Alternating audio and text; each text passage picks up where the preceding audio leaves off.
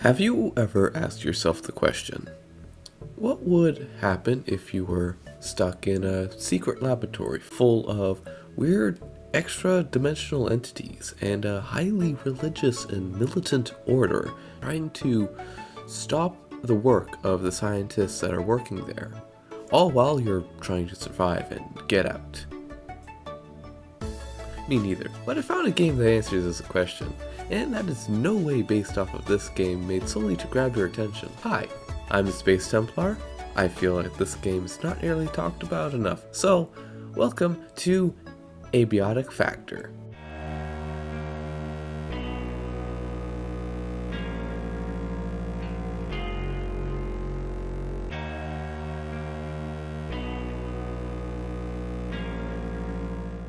So what is Abiotic Factor? Well, if you were picking up context clues, you could guess that Abiotic Factor is an RPG set in a secret laboratory, and you would be wrong. It's a survival game. See, I put survival in the question. Now, I like survival games. They're one of my favorite genres of games. Something about being placed somewhere and having to make do with what you have on hand to survive, I find that fun. Now, Abiotic Factor does something different to most survival games that I have played. One, you're not in a random forest with some zombie outbreak and you just survive for however long you like or until you get bored. You are in a secret laboratory, and rather than just staying alive until you get bored, you have a goal: escape. However, that is not so simple, as you have enemies that want to turn you into food, or worse, dead. So, you might want to build a base to keep your stuff safe. Okay, let me get some resources and build a house, and wrong again. You don't need to build a house here. You have plenty of rooms to secure and use as your base. I would recommend the cafeteria as it has plenty of space and is easy to defend and is basically a free spawn, so there's no need to travel to find a good spot to start out. But if you're too good for that, or if you want to have a bit of a more challenge, there are, well, 2 rooms off the top of my head that I know of that are just as, if not even more safe than the cafeteria, but you don't get into them until you have your first hacking tool, as well as they don't have as much space as the cafeteria. The cafeteria is very open, which is very good for starting out because it gives you all the space you need to build out your base. Like most survival games, most of your gameplay is going to be getting supplies and exploring.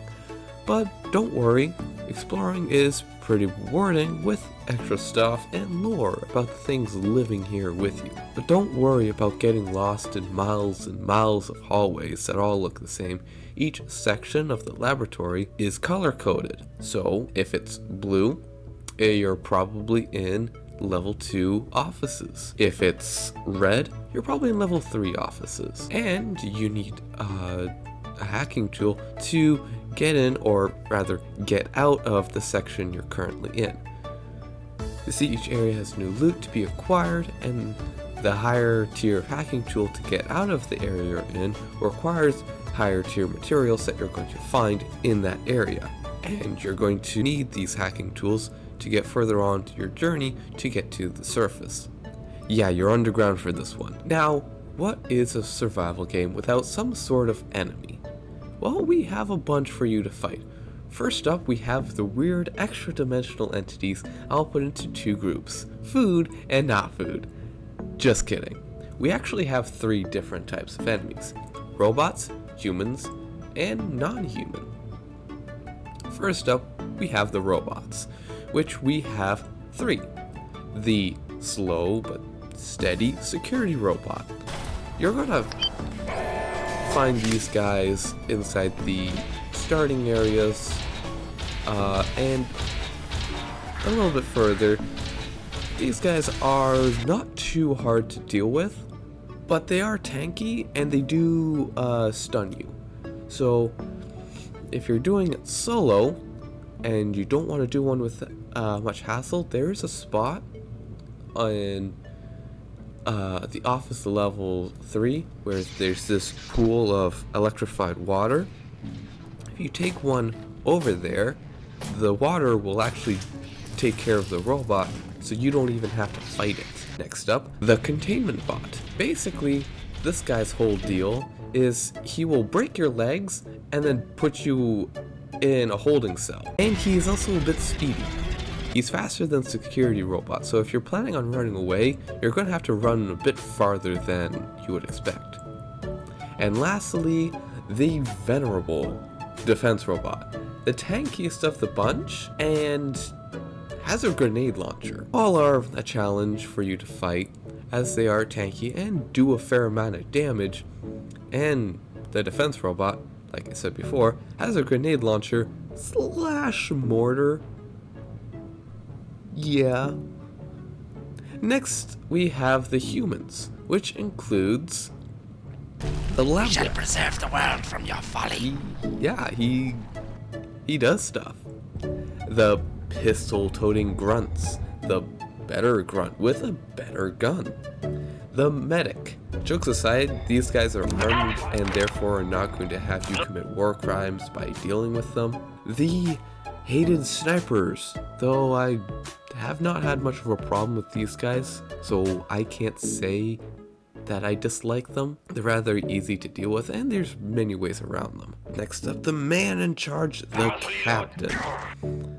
And the only one of the I actually have to plan ahead to deal with, the breacher. He's tanky, and he has a shotgun. And lastly on this list, we have my least favorite, the rook. He has a shield. That's not fair. I'm the only one that can have a shield. Now, there were more humans added after an update back in near Halloween, but I haven't gotten to them yet. So, moving on. And lastly, we have the category not human, in which we have the floor-hugging carbuncle. The hopping pest. It's kind of like a jumping pincushion on one side. The hound-like peccary. These guys have a challenge you might want to look out for. The magical exolum. These guys, their main thing is harvesting their heart. It will make sense if you play the game. And these are the most common ones, partly because they are a food source. Yeah, it's kind of like the sheep, pigs, and cows of Minecraft. The rest of the non-humans are more like SCP entities, such as your friendly coworker. Oh, I love coffee in my coffee He's hole. just hungry. Just give him some food. You'll be fine. The giant composers with their smaller friends, symphonists. The dust spiders called chrysalisks. They can turn invisible and are rather weird to deal with. Thankfully, you don't deal with them often. The dreaded lilac. Not at all that hard to deal with, honestly. And yeah, we got zombies. But can you really have an SCP like that but not have zombies? Next up, the massive Tarrasque. Not the one from D&D, a different one. The Reaper. Yeah, they got the Reaper in here. Not the Grim Reaper, something else. Similar vibes. And the waterborne dark water beast. It has water in the name. Can you guess it's a fish? A giant fish. Yeah. And the Yeti. Yeah, we found one. All in all, we have a nice sized roster of enemies for you to fight. But you may be asking, well, that's all and fine, but why are we here in the first place? And as it turns out, you're here for your first day on the job. And that's when everything goes downhill. So, why not we just go back up the elevator we came in and go home? Well, the elevator we came in no longer works. Yeah. So now everyone in the lab is going for the exit. And, well, the ones still alive, that is. Remember the highly religious and militant order that want to stop the work of the scientists? Yeah, as it turns out, they are in the way to get out of here. But scientists are, if anything, smart. and the ones here are like the brightest bulbs you can get. So after outthinking and smashing a few skulls, we slip through the cracks in the defenses of the Order, as they're called.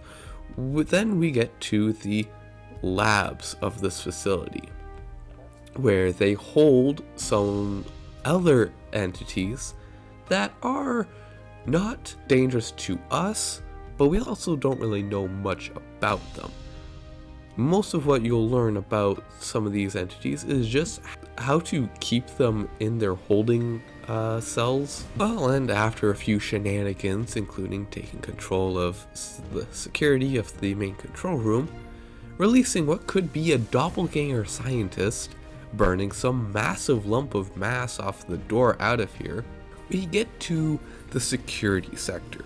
And after a little bit of running around and opening a few doors, we get to the hydroelectric dam. And that's all the story I've gotten through so far. I don't want to spoil too much of this story because so much of it is part of exploring and finding stuff out. And while the story isn't like mind-blowing and stuff, it is pretty good for a survival game. And as well as the game is not finished yet, so the story has yet to continue and things might change. So at some point you probably thought, hey, this looks a bit like Half-Life. And well, yeah, it kinda does. And this is something that I like because I feel like most realistic games are just missing something or get boring. I also find it easier on phobias to have an unrealistic looking game with entities that could trigger those phobias and not be a horror game. So let's look at the composers, for example. They are covered in holes, tiny and large, and that could trigger trypophobia in people. However, it could be worse if the game had hyper-realistic graphics. Also, the game is able to take itself less seriously as there isn't much pressure to have everything as realistic as possible. For example, look at the crouch animation. That can't be good for your spine. And personally, I like the games that try something different. I like when a game decides to have some sort of stylized view to it. And also, just because we can make all our games hyper-realistic doesn't mean all of them should be. Now let's talk about the sounds of the game. So, you remember the list of enemies I gave earlier? All of them have their own sounds. For example, the grunt, medic, and captain could just have the same sounds, and that would be easy. But they all have their own. The grunt sounds completely different to the captain. I mean, makes sense, right? But the medic has completely different sounds to the grunt. I find that cool. Like, you'll be able to tell what enemies you're going to fight from around a corner simply from the sounds. You will probably hear a couple of grunts, maybe a captain, but also you can hear a vocal difference from the grunts to the medic. Also, all the different areas have different ambience, and that includes certain subsectors. You'll have like a gentle,